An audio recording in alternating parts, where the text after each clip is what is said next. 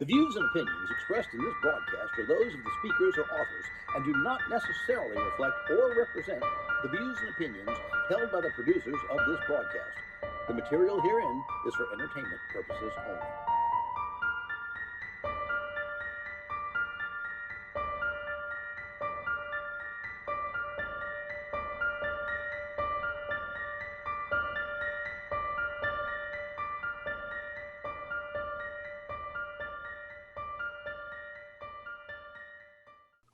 Welcome to the special Halloween edition of Scary Stories by Kalila. Tonight's supposed to be the scariest night of the year. It's Halloween. It's a full moon. It is indeed. Isn't it great? It's Yes. beautiful. I'm afraid something very strange is happening to Allan right now. I'm not sure what, but you know, it's always been rumored that Allan kind of got bit by one too many werewolves along the way. I, of course, dress like a she-devil, and at least that's what my ex-husband calls me. So, and Miss Lynda here is Miss Halloween herself with her boo dress. Look at that. I'm going to call it a boo dress because she's covered with little boo ghosts. The spirit of Halloween. We are the spirit of Halloween. Yes, indeed, we are. So happy Halloween, everybody. It's kind of a crazy Halloween this year, 2020. And I guess there's a lot of places that aren't allowing any trick-or-treating going on or any Halloween parties. No bars, no parties, no dancing, no trick-or-treating. Well, let me tell you. However, candy sales are up 25% over last year. They are. They are. I have We a need some feeling. candy. Well, I have a feeling that liquor sales are up as well. Oh, yeah. Oh, Because yeah. I'm here to tell you that even though the bars have been closed, the people are still drinking. They're bringing their booze with them, and they're drunker than normal. And people are having a good time anyway in New Orleans. So it doesn't matter. So it really doesn't matter. You can stop people from drinking in certain places, but you're not going to stop people from drinking and eating candy. That's all there is to it. We're going to do it. So anyway, we're going to be talking about a variety of things tonight. First off, let's talk a little bit about Halloween and what it means. Because Halloween is supposedly, they call it a lot of things. They call it the Witch's New Year. They call it, in a lot of cultures, the night that the veil between our world and the spirit world is the thinnest. And I really believe that. I really do. We see a lot more phenomena in the paranormal on as it gets closer to Halloween. And of course, you know, the day after Halloween is All Saints Day. November 2nd is the Day of the Dead, or All Souls Day in the Catholic Church. So, I mean, these are traditions that are celebrated in many different cultures, many different religions, and many different spiritual paths and belief systems. So, I believe that it's the thinnest during the Halloween season. What do you guys think? Well, Allan, we know what you think. We know what you think. I think that's true because think about it. Everyone is in this in that mindset. You either have those that have the tradition that they are welcoming the spirits. Everybody knows that Halloween started with wearing the mask because of the fact that it was to scare off the spirits. And then you have folks just all in one tune. So you would think you do happen to see a little bit more unusual things during Halloween.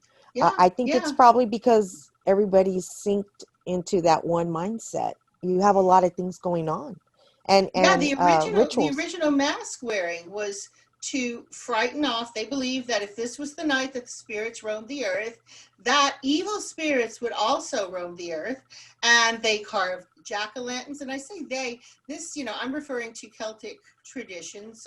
The Druids are very famous for doing a lot of the early Halloween, or what we call Samhain traditions. The Druids did this, and they would carve. Actually, there were no pumpkins, from what I understand, in Ireland. They had gourds. They had plants that are called gourds. I'm not real sure what a gourd is, but it's kind of like a pumpkin, kind of like an eggplant. I don't know, something like that. But they would carve them, and they would make really scary faces and put candles in them and light them up so that you see your way in the dark. And they would also wear scary masks. The children would wear scary masks to scare away the evil spirits. And this is where the early Halloween traditions began. And it all started with the Druids. And in every civilization, every religion, all of these other cultures also had their tradition of Halloween and celebration of the spirits. What do you say about that, Lynda? Because Lynda's from San Antonio, and she's also of Mexican descent, and your ancestors celebrated the Day of the Dead. Yes, we do, and what goes on the Day of the Dead is, of course, the offerings, you set up what is known as the altar, and when you set up the altar, you're putting a special meaning behind it, and you're putting photos of your loved ones. So it's different from that regular altar that other people create. This is just an altar that's created once a year for this month. So, as the beginning of the month, everybody starts building up their altar. And that's one thing that we definitely we talk a lot about, in the seance room, because of the fact that it's so, we hold it dear to our hearts of what the Dia de los Muertos is about. So yes, that is one tradition that we all carry, and it goes all the way back to the Aztec. So Wow. Yeah. So and it happened, but everybody always thinks that it has this whole we're not scaring off. We're actually lighting the way for our family to be able to find their way back once they visit us. So how wonderful. Yeah. It's a beautiful thing. It's a beautiful thing. So Allan, our skeptic. So what do you think? Where do you think of all this Halloween? I mean, do you think the veil's the thinnest? Come on, Allan. I mean, come on. You gotta know that there's a different feeling in the air. You can feel the Yes, spirit. there is. You feel. Yeah, we're going to dive in, and let's get agricultural for a minute. Sure. Okay, because we didn't get to the Industrial Revolution until relatively recently. Most of these traditions are older, and I'll be back in 1 second because I need to de-werewolf for a moment. There we go. It wasn't his dentures, folks. He's transforming. Those are really my teeth. I paid for them. Trust me. So, now let's go back to the source of these. Let's go back to the Druids. Let's go back to the original early cultures that began having this. October is a really pivotal month if you think about it, because if you don't get through October, you're probably not going to live till spring. You got to get all the crops in. You got to get all the animals taken care of. You've got this huge amount of work from August till the end of October. You've got the harvest. You've got everything to be brought in, everything to be handled. And beginning in October, running through to whenever the snows and everything came wherever you lived, all the predators are now trying to fatten up. Oh, yeah. So I can really, really easily go with, the bad things, whether they're spirits or animals or whatever, they're out there looking to eat you. Because before these things start hibernating or have to move or migrate or whatever they're going to do, they're trying to pack on some pounds. So I can, so I mean, it is just not a big leap of faith to go from the agricultural world right into the spiritual world, because this is everything you worked for so hard all year. You've protected these crops. You've kept the critters out of them. This is going to be the food you're going to live on until you have new food again. And also, this was really seasonal eating. I really loved getting into the history of food around the year, because we're heading into the fall. That was when the animals are at their best. They got good fur. The fur is thick, and it's going to be good. It's going to be good protection for you, because that fur is going to be its best. It's going to be getting ready for winter, and the animals should be well fed after a good summer. And so you're really trying to pack these things in. And if you think about the full moon in October, generally the leaves have begun dropping, right? Mm-hmm. So when we say the veil is thinnest, I think it's because the moon is now so much brighter. You have so much less stuff between you and what you're trying to look at.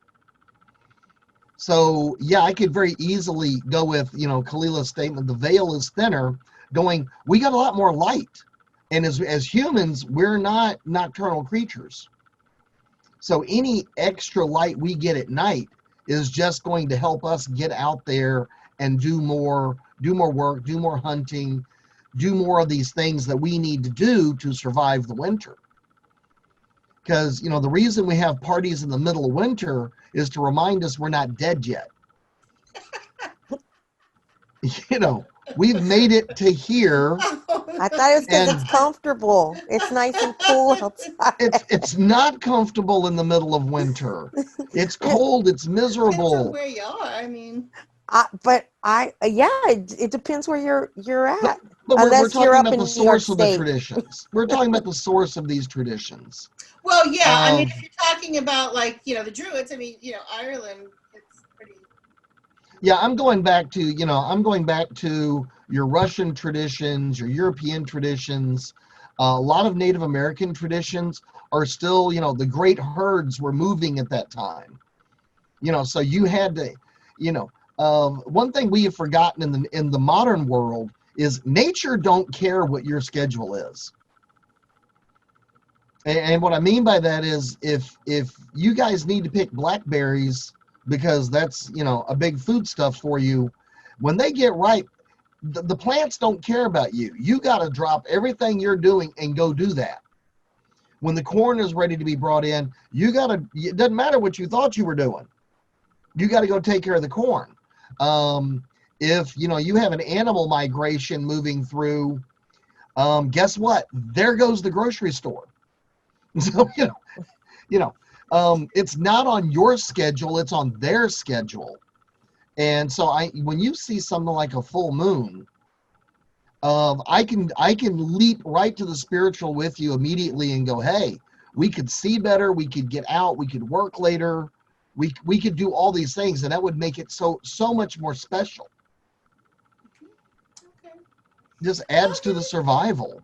So I can't pick on the spiritualism of it, because I can see very easily why they regarded these things so amazing. All right, well, let's take a little break, and when we come back, we're going to talk about some of the traditions of Halloween and some spooky stories. We'll be right back.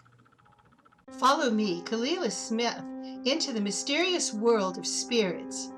Searching for Spirits, the ultimate guide for ghost hunters, is a concise how-to manual for anyone who enjoys a good ghost hunt.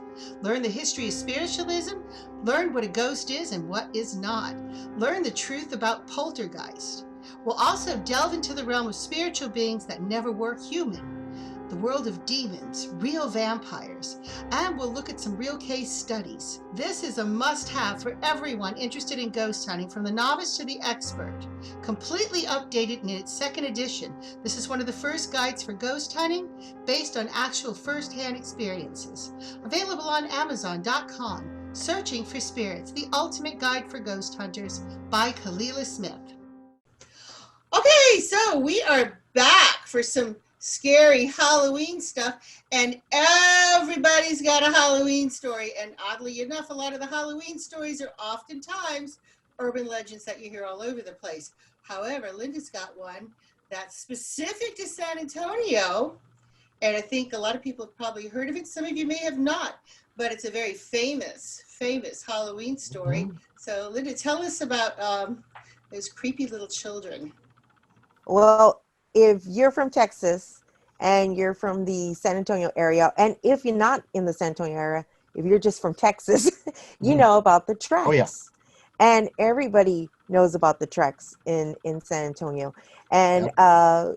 you know, legend goes that there was a bus filled with kids. And when the kid, all the kids were on the bus as they were going, the bus stopped on the track and the train hit it. So we know that it was a tragic story. Uh, very sad. And the streets do have children's names when you go there. And every Halloween is known, and even when it's not Halloween, but Halloween was where you always have cars lined up, and the neighborhoods are not very happy about that. But everyone guilty, everyone is has to do it once. And so you put baby powder on the car, and when you put the baby powder on the car, you put your car on neutral and you let yourself go, and it moves up and over the tracks and down. Now, here's the thing. People have said that it's due to the way the ground was leveled. Skeptics say, it's impossible. It's gravity, pulling down. But what do we say to the folks that claim that there was hands on the powder that they left? Well, I kind of have an idea, and I know Allan has an idea. And it's such a great story, and it's one that you just never want to take away from anybody. But you later find out, when you see a lot of forensic shows, you find out that prints, a lot of folks forget that they leave their prints, they leave their kids' prints. So when you put the powder, you're so focused on putting that powder, you get in the car, you take off, and of course, if it's a windy day, that wind's gonna go, right? What's gonna happen? The nature is blowing the powder off, and you're seeing prints. Some of it may be the illusion of our prints or the children's prints. But it is creepy out there because it's out in the country. So when you're out there, if you had a chance back in the days, you were able to do this. And this is considered a Halloween tradition to do. So now they don't have the tracks anymore. Can you still get to the road? Can people still go and take part in this Halloween tradition? Yes, they can still go. The only thing is, I don't think the effect works the same, only because of the fact that they have done some changes. Not only that, you have police always keep an eye out there around this time, because subdivision has, San Antonio has grown, more houses are out there, and a lot of people do not want the streets to be congested with a Clogged lot up of with crazy people with baby powder. Exactly. But out there, there is an eerie feeling out there because of the fact that it is out there around where the missions are. And on that, parts of that area, it's pretty dark. I myself wouldn't want to be out there only by myself. So, and I don't think it's because of the spirits I fear. It's kind of fearing who you may bump into. Because it's in a area that now I really don't know, because I know that there's been a lot of changes. So, but it was a area that homes started building, and this is why they have leveled the street so nobody can go try the railroad tracks anymore. Well, Fun. having done it a few decades ago, That's right. You're in Um, Texan. That's right. Yeah. I am, yes. I always So forget yeah, that. I have to. Yes, you can tell by my rich Texan accent. Yeah, I know. Yes, Um, yes. you just remember Texas is a really big place, and there's a lot to it. But the San Antonio tracks actually was one of the world's greatest accidental optical illusions because you really were still going downhill. But because of the way the optics were set up against the skyline, of course, you're local, so you're not looking at the overall grand scheme of where you're standing. You're looking at local and you're saying, oh, well, there's a railway track and a bump, so I must be going uphill. But the trick is you were already going downhill. And the railway track was indeed a bump in the road, but it never wasn't high enough to bring you to zero. So the vehicle would roll over it. You know, you'd take the brakes off and your car would roll right over it. And Lynda already gave away why there's all the little handprints on the back. You know. I couldn't let you have that one, Alan. Yeah, I You're but right couldn't. I'll add how I knew it was fake 25 years ago was the friend of mine that took me out there to show me that this was real had a cat. And apparently dozens of cats got together and pushed his car over the railway. Because that was all the little prints on the back. There were Oh no my children, gosh, it's too but there were funny. little cat footprints all over this Cat thing. footprints. So, you know, that's how I knew right Oh, then that's too funny. that, you know, and of course you got to have the Scooby-Doo effect. Well, you know, a busload of children died here. No, they didn't. There was never a busload of children. There was never a train accident. There was, you know, It wasn't? no. No, there Oh, wasn't. That was the oh, thing. I mean, There I'm was As glad there wasn't any killed children, but yeah, no. there goes It's that the story. Scooby-Doo effect. It's, you know, somebody tells the campfire story, then they got a weird anomaly. You marry the two together. Now you've got an urban legend for all time. yes, because of the fact that I became a paranormal investigator, and I like doing all that stuff. You have to do your research. You have to make sure that this is some truth to it or something. But there were no records. Nobody could ever find any history of a No, bus no, being no. wrecked, so that was a good thing. I remember in um high school, you know, there was always the terrible car wreck. And when the paramedics got there, the radio was playing Stairway to Heaven. You know, oh, come on, welcome to the urban legends. The fact that we can tie them loosely to Halloween gets even better. I love what is it? The shadow figures. I love shadow figures at Halloween. Like people aren't running around dressed in black wearing costumes. Well, I didn't see any feet. Okay, it was dark. You ever heard of black shoes? You know, it's like, oh, but they were, Well, they now were wearing blue supposedly that's jeans and when there was nothing below in the, the cemeteries, supposedly Mm. that's when the shadows are out and about. All those dark, Again, big shadowy full figures. moon, great shadows. Those, uh, you those just don't spiritual know, Alan, though. There has to that be hang out in some the cemeteries. There's got to be something to it. People see it all the time. And I can tell you, from a paranormal perspective, we do get more photographic phenomena during the Halloween season. As it gets Mm-hmm. closer to Halloween, the veil thins out, and we do. Stop it, Alan. The veil thins out, Alan. And we do get more phenomena. We get more photographs.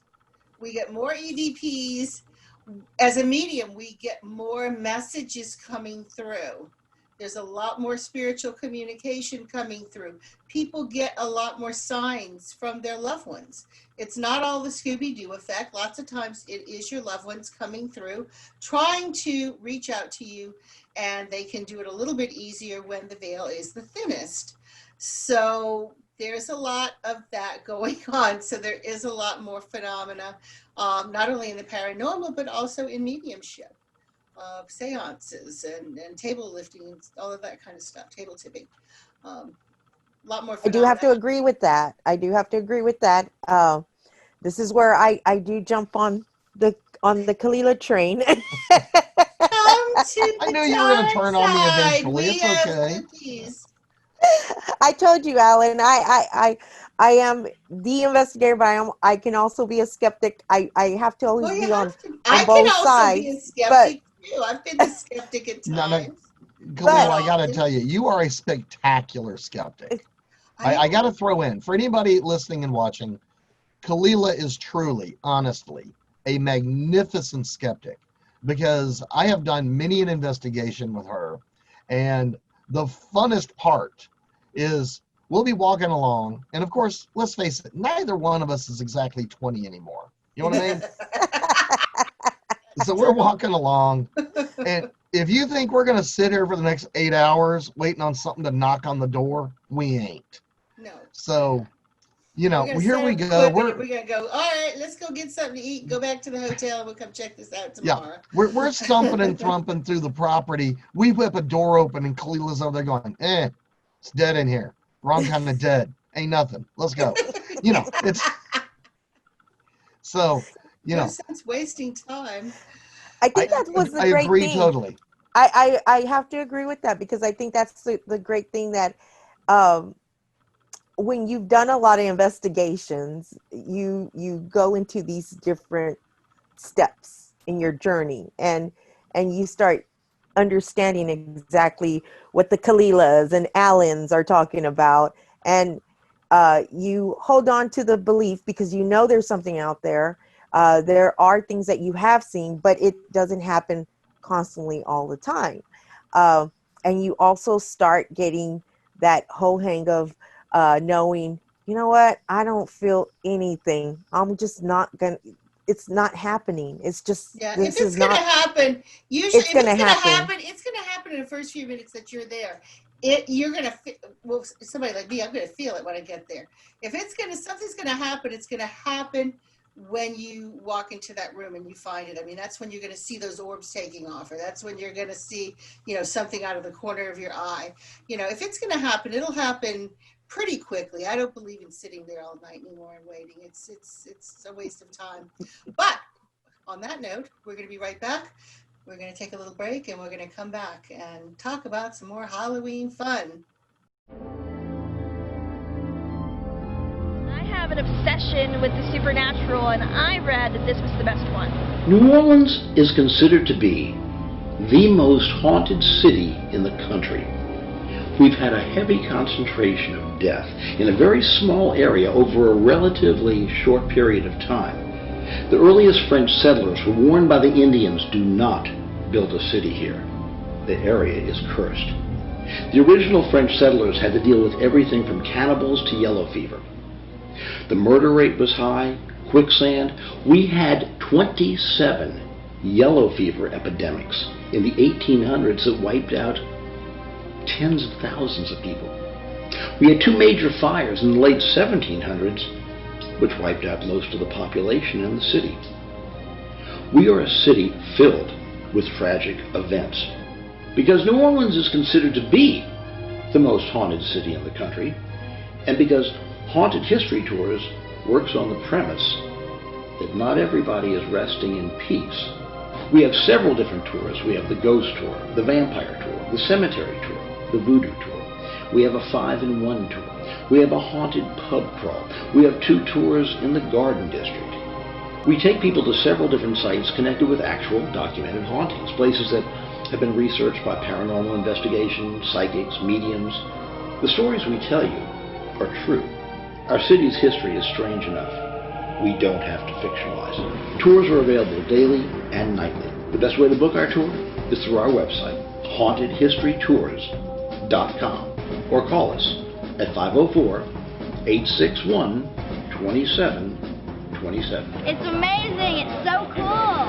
She loves it. So far, the tour was amazing. It's been awesome. Learned a lot. You guys should really take this tour. It's really fun. I think it's pretty cool. I figured it would be something fun to do as a group. Take the Haunted History Tour. It's worth it, guys. Yes. Violent death and strong emotion often contribute to hauntings and paranormal activity. And some people say, rest in peace. But what if you can't? What if you can't? Okay, so we're back. And of course, if we're going to talk about Halloween, we've got to talk about Memphis. So, Allan, Absolutely. you got a lot of stories there, but you got the story for Halloween. Let's start with like the Lichterman House. This one is a well-known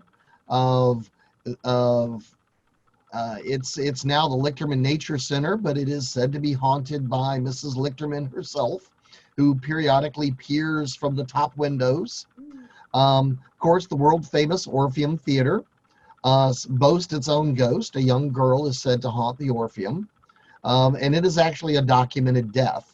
So you can't actually go, this is who died, and this is who's supposed to be haunting the property. Then, of course, we have, anything loosely associated with the Civil War. Memphis was also the site of numerous yellow fever epidemics, and we still have yellow fever mass graves in certain areas of the town. Just to make that all that joyousness. And of course, we have the magnificent, both alive and dead, in the perpetual Schrodinger state. We have Elvis. You gotta have Elvis. It shocks and amazes me that so many people that come here to see Elvis. Now, this is dying down now that Elvis would be in his 80s or older. Okay, at this point, if Elvis had lived, he'd be really, really old for a rock and roll performer. Yeah, because he died in what, 1977? Yeah, Yeah. my daughter was a year old. Yeah, he was in his 40s then. Yeah, that was so 47 years ago. Yeah. We have the mutual state that we have people that come, and they don't come as much as they used to. There are the month of August, the Elvis experience would top over 200,000 people coming just to pay homage to his death in August. And Memphis in August is probably about as awful as it can get. And this is a beautiful city about 4 or 5 months a year. August is not our month. It is hot, it is miserable, and it is humid. And we got people here from all over the world that do not comprehend 105 to 110 degree heat index. You will boil, people. If you are from a cold country, don't think you're going to camp. You're just adding to our ghost itinerary. Yeah. But Elvis's spirit, of course, both in song and legend, is said to haunt Graceland. He's supposed to be seen periodically here and there. And yet we also have, sightings of living Elvis in Kalamazoo, Michigan, and other such. So take your pick, which Elvis you want. Wow. So I have to ask, I got to ask, because, so do the people, because how people are, people want to argue. People always want to argue about stuff. And, so do the people who believe that Elvis is dead argue with the people who believe Elvis is not dead? Does that happen? Oh, no. It is Schrodinger's Elvis. He exists in both states simultaneously. Oh, he bilocates. Okay. So, yeah, no. So seriously. if Elvis is still alive, where do they think he is? Because, in the beginning when Elvis died, people thought that he still was alive. What do they think happened to him? Where do they think he went? Do they think he was abducted by aliens? Well, yeah. You're going to dive into this one, huh? Okay. It's Halloween. We might as well, right? Welcome to Halloween. Leave no stone unturned because it's Halloween. There you go. How far did the legends go? How far did the legends go? How far do they go? Even Tommy Lee Jones and MIB looked at Will Smith and said, "No, sir, Elvis did not die. He just went home." when a major blockbuster Hollywood movie addresses the legend that Elvis was an alien, okay, that's how pervasive that rumor was. Of the funniest one I think I've ever seen is that Elvis had to go into hiding because he was a vampire hunter. Yeah. Oh my gosh, that's crazy. There's, That's funny. then there's the, Elvis just had to get out of the limelight and he stepped down and opened a gas station in Michigan someplace. And, No, Elvis. there why have would been Elvis so live many in Michigan? rumors. What? Elvis was a Southern boy. He wouldn't be living in Michigan. I'm sorry. Well, that's why nobody would look for him up there. No offense to the Michigan people, but we have. I think even Elvis would Harvey not have gone to up north. I don't see. Could have Elvis picked doing that. Texas. Yeah. Well, even Texas. Elvis would have picked a little town in Mississippi, like where he's from. I mean, he's from Tupelo, Mississippi. He'd have gone back to some podunk town in Mississippi. I mean, No, but then everybody would know he's somewhere in Mississippi. Well, so I think he could go closest to Louisiana or Texas would be the next place. He'd be somewhere in some little small. Or somewhere on some big ranch out in the middle of right. rural Tennessee, Since I used to actually know somebody that actually had a legitimate Elvis toe tag, welcome to Morbid Elvis Memorabilia in Memphis. Oh, no. Yeah. Hey, anything's possible when it comes to that. For years, We people had Dr. that in Nicopoulos Memphis. prescription bottles. Oh, my gosh. And there were several Elvis toe tags because they kept getting stolen off the body. Oh, no. So, yeah. Oh, my God. I'm afraid Elvis... So you've seen the toe tag. Sloughed off this mortal coil and went on to other rewards. I believe it. I believe he did. However, even Harvey Keitel has played him in a couple of movies as Elvis, the lonely spirit, driving the highways and byways of Mississippi and occasionally giving somebody a ride into Memphis. So the thought that bizarre. Elvis's spirit still roams is still with us. Oh, there you go. There you go. Don't know what to say. But if you got, now I'm going to throw in the power of the living. If you've got that many people trying to think somebody up, if anybody else was going to get thought back into being, it would have to be Elvis. Yeah, it would have to be. Because all these years later, he still has millions of fans. He does. He's the king. I mean, you talk about an evergreen fandom of people that do not give up. All these years later, and I mean, in 1977, his music was old. He wasn't a hot pop star in 77. He was a comeback artist at that point. Well, yeah, he was in and his music is still selling and still, all these decades later. So it's easy to pick on Elvis and make fun of it, but oh my gosh, what a phenomenon. He was a phenomenon. Of course he was. It is amazing. So, if there's anybody out there spiritually roaming the highways and doing interesting things, Elvis driving around in a big old 70s Cadillac, giving people a ride, that's a great image. It is a great image. It's a great memory for him, If you got to remember Elvis, why not remember him like that? That's awesome. That is awesome. Well, I have to say that Memphis definitely steals the thunder for having its own unique Halloween stories because, nobody else has an Elvis story except maybe somewhere in Michigan. Well, Vegas has got equal claim to him also, and Vegas has got. You think about the Hollywood legends in Vegas. Oh my gosh. I would say probably celebrity-wise, the most haunted place would have to be Hollywood or LA. I mean, if you want to get into the really, lurid stories, you get into the Black Dahlia. You get into. Hollywood's pretty haunted. I mean, you've got a lot of stuff in Hollywood. Yes. Well, let's face it, Miami, a whole lot of people needed killing. Oh, yeah. Well, Vegas is the same way. Weird. Of course, I wrote that, the book, that Allan published, Miami's dark side. I mean, you know, you have ghost stories in Miami, you've got UFOs in Miami, you've got alien stories, and Miami has probably more murders and murder-suicides than anywhere else. People go to Miami to die. I mean, if you've ever seen the show, what's the show about the guy that Dexter? That's the opening tagline. People go to Miami to die, and it's really true. You've got a large percentage of older people, and they make suicide pacts. There's also been a lot of serial killers who have, even though they didn't start off in South Florida, they made their way there.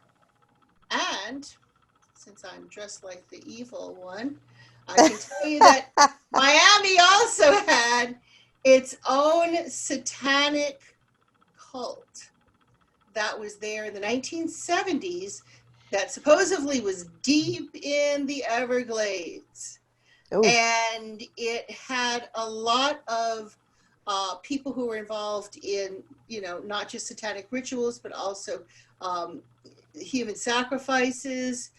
It supposedly had numerous serial killers who were part of this cult, two of whom were Otis Toole and Henry Lee Lucas.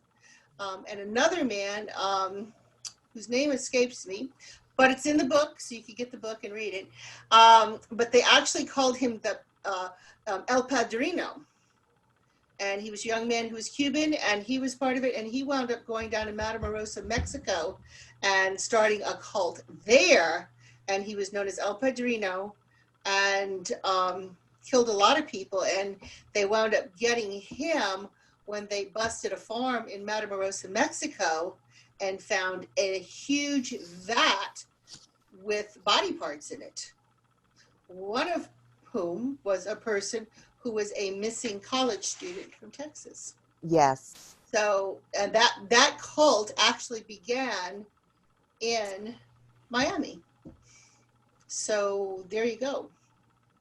Miami's a very, very spooky place. Yeah, and we have very rich, spooky reputations everywhere. It's amazing. Vegas would be the other one, you know? You know, the Absolutely. famous desert stories, going out to the desert. Yeah, that's a creepy place. I'm sure there's a lot of creepy criminal stories up in Vegas. But we're going to take a little break, and we're going to be right back. And we're going to talk about some of the New Orleans Halloween stories. We'll be right back.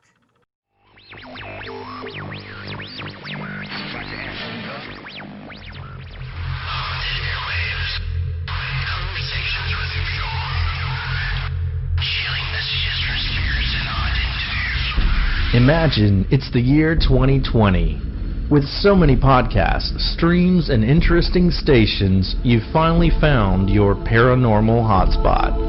We want to personally invite you to join the discussion by tuning in and listening to The Seance Room.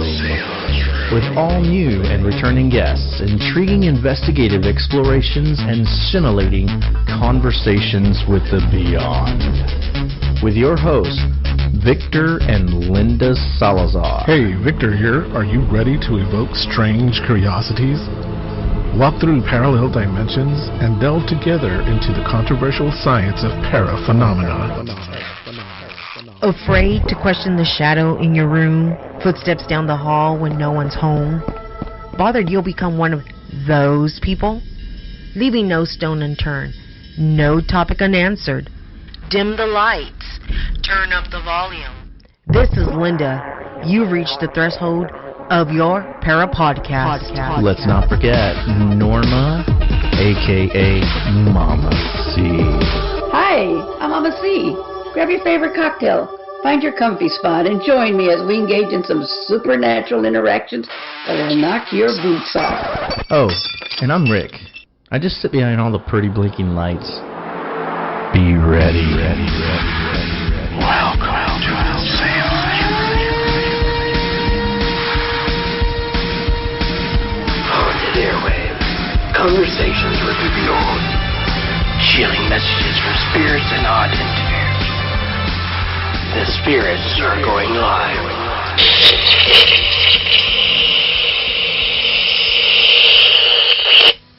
Kailla Smith.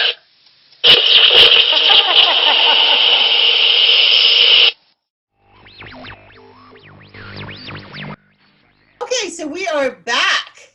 Now, of course, New Orleans has no shortage of spooky little ghost stories, but we have a couple of ones that are specific to Halloween. And many people might say it falls right in line with some of the urban legends, but a lot of people swear by this one. Now, this is from a place called Lafitte, Louisiana, which is south of Louisiana, down in the bayous, down where the swamps are, down where the alligators are. It is where it's named after Jean Lafitte, the pirate, who buried all his treasure down in Barataria. So it's Barataria, Lafitte. But supposedly on the old Lafitte Highway, right around midnight on Halloween, the vision of a woman in white, the classic woman in white, comes out of the cemetery, and she is seen walking down the road. Now, some people have different variations of this, where she's actually hitchhiking and she gets in a car with someone and she tells them where she wants to go, and they bring her there and she disappears. Others just see her, and others say that she actually comes after the car. So there's all kind of variations of this woman, but from what I understand, it's very reminiscent of some of the stories that you hear from up around the northeast coast about the person that they call Resurrection Mary. Because Resurrection Mary is always a young girl. She's always the lady in white. Oftentimes, Resurrection Mary is a young woman who was killed on the night of her prom. So she shows up in a white prom dress.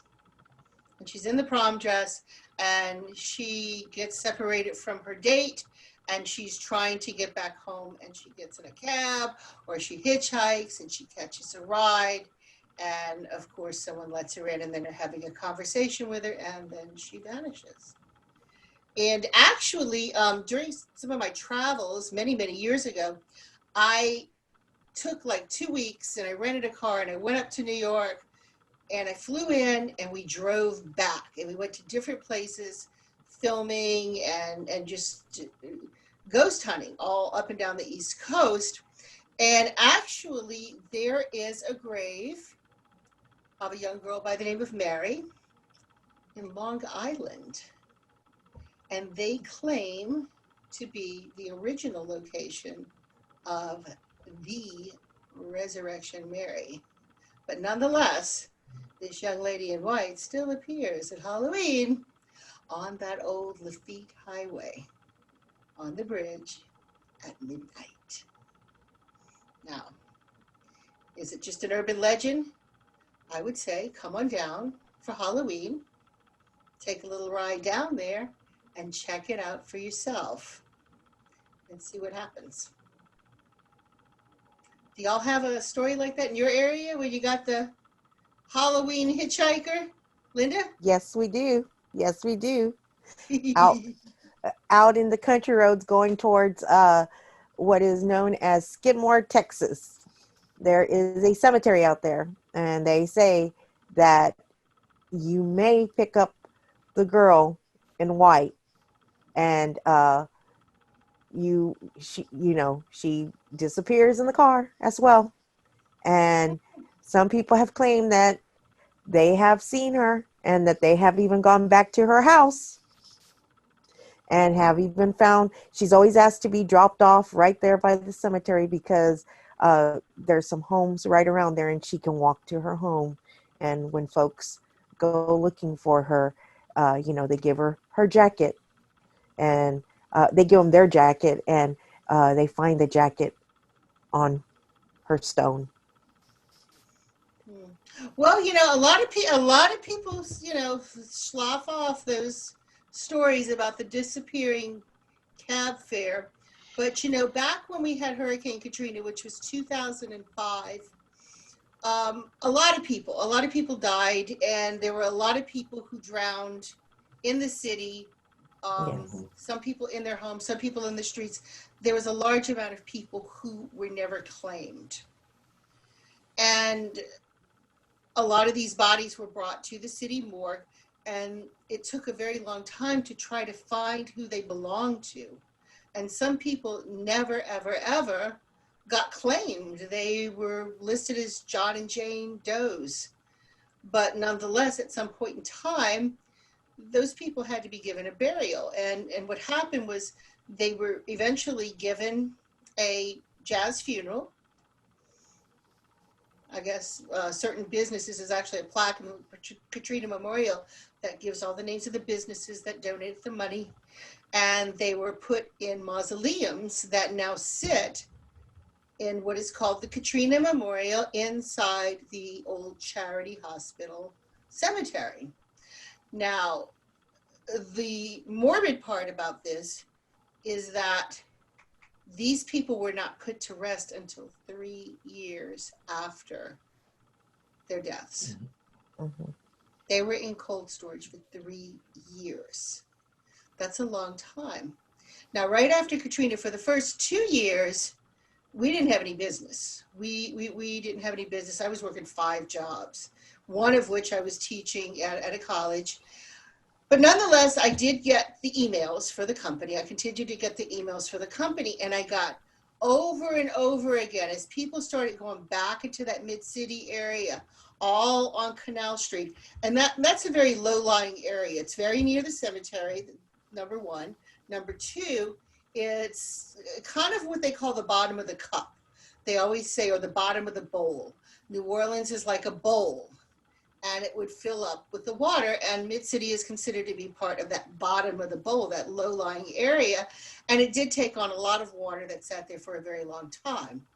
Now, a lot of people that, you have to realize that when that flood came, it was 2 days after the hurricane. So everybody thought they were safe. The hurricane came, it left, nothing happened.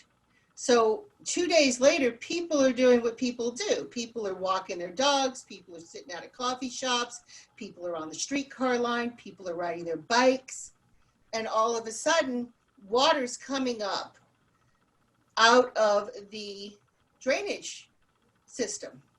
Water just starts backing up into the city. And one guy that I know was on a bicycle. He's out riding his bike. And he said it came up so fast that he fortunately was close enough to a ramp that was going up the interstate. And he got on his bike and he went up the ramp. Wow. So this happened. It took a lot of people by surprise. And a lot of people tried to outrun it. A lot of people then began to outswim it, and they died. And what's very strange, in favor of those stories of the person that they see and gets in the car, for the longest time, I got emails from people when they started cleaning up their homes and businesses on Canal Street, when people started moving back in and rebuilding in the Canal Street area. People were calling and they were emailing, and it was the same story over and over again, claiming to see people walking up and down the streetcar line late at night and kind of aimlessly, like zombies, just kind of wandering up and down as if they're lost. I even got a few emails from people who were cab drivers, because you got to realize back then they didn't have Uber and Lyft and all that stuff. People took cabs. And I got correspondence from cab drivers who claimed that they would get a call to come and pick somebody up down at Canal Street at the cemeteries late at night. And they would get there and a person would get in the car, sometimes male, sometimes female, sometimes 2 people. And they would give an address in the area. And they would say, "Can you bring me home, please?" And the cab driver would bring them to what they considered to be home. And it would either be a torn down building, a boarded up building, but clearly something that no one lived in. And when they turned around, there was nobody in the cab. Now, I got repeated reports of this. And it stopped after a while. Well, I didn't realize that those people were buried 3 years later. They were very, very secretive about this. This was not on CNN. This was not on the local news. Nobody heard about it. So I didn't really find out about this until 2017 when I started the bus tour out in that area. And it was like, oh my goodness, why didn't anybody hear about this? You know, I'm a native here. Who nobody knew. So I started thinking about those stories that people gave, you know, about the people wandering up and down the streetcar line, about the people who were trying to get in a cab to find their way back home, and about those people who didn't get buried for 3 years. And I thought about it, you know, if they were never put to rest for all that time and they didn't know what hit them, it would stand to reason that when they crossed over, they didn't realize they were dead necessarily. And they really were trying to find their way back home. And it's really funny that once they were buried and put to rest, the story stopped. They ended very abruptly, like nobody ever talked about it again. And it wasn't until I started that bus tour that I realized, and I said, wow, it makes so much sense.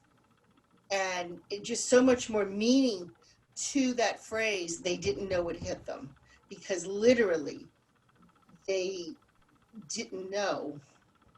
It just took them, it blindsided them. And then of course they weren't put to rest for so long. And I really truly believe that, I don't believe in people being trapped necessarily, I don't believe that, but I do believe that people can be in shock just like they are here, or in denial or confusion, and not know what happened to them. And I really think that some of these cases where people see someone and then they vanish, I think that there could be some validity to it. But I do have another Halloween story before we go, and it's one of my favorite ones because it happened in a bar that used to be called Yo Mama's.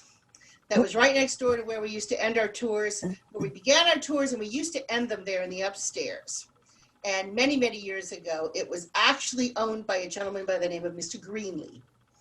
And Mr. Greenlee, the whole upstairs was decorated beautifully. We used to even have a coffin up there, and there were cages up there. It was kind of, you know, very, very, very strange decor.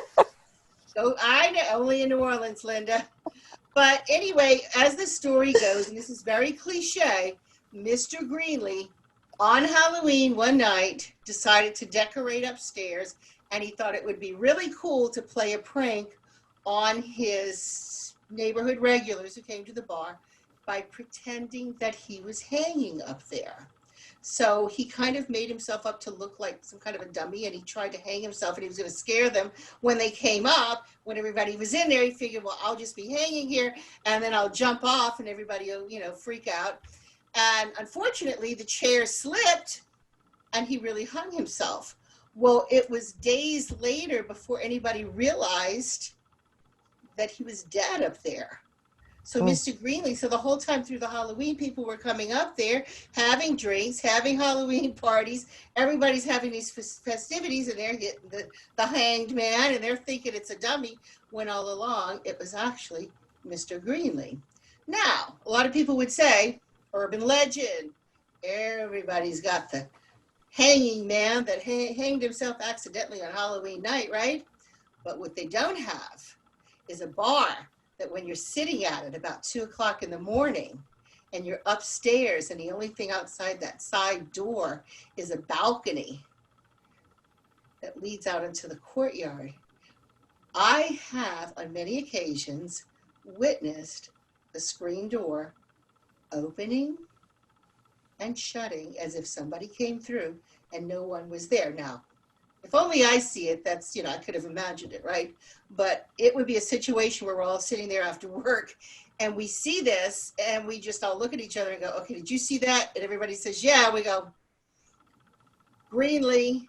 And you would actually see the doors open and shut with him still coming in and out. So there's your Halloween story for you. So I guess that's the end of our show. We've kind of run out of time. Thank you guys for joining us for this Halloween edition. And actually it's the day before Halloween, but we're starting to celebrate Halloween early. And yes, you guys have a safe Halloween. Don't eat too much candy and watch out for the those hitchhikers walking along the sides of the road.